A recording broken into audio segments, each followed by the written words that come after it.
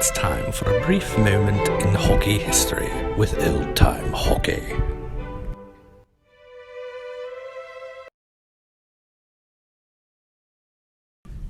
This is the tale of Taro Tsujimoto.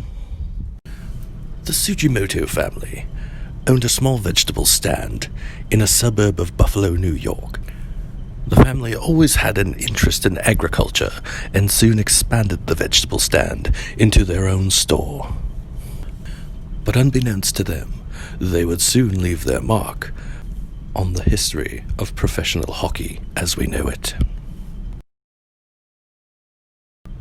The year was 1974, and the NHL was working hard to protect their star players from jumping ship to the upstart World Hockey Association.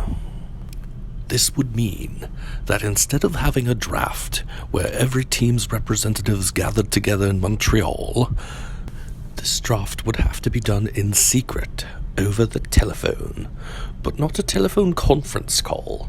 It had to be done individually, team by team, pick by pick, call by call.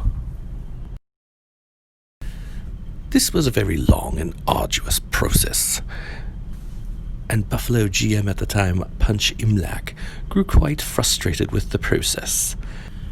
So it was in the 11th round of the draft that Mr. Imlach decided to get creative with his next pick.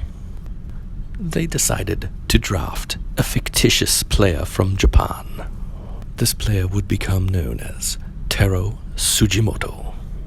And so, with the 11th pick of the 1974 amateur draft, the Buffalo Sabres selected from the Osaka Katanas, Taro Tsujimoto. Tsujimoto became an instant fan favorite. The front office even cleared out a locker and put a nameplate up for him. None of the players knew that he was a real person, and they were all awaiting his first appearance in the locker room. It became the talk of Buffalo, and as well the talk around the NHL, of this Japanese superstar, the first to play in the NHL. But it wasn't long after he did not show up for training camp that the NHL grew suspicious. The cat was now out of the bag, and the league soon found out that Taro Tsujimoto was not even a real person.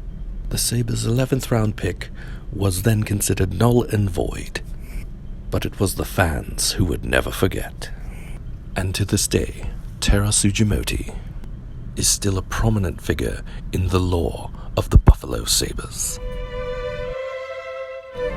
And this has been a brief moment of hockey history.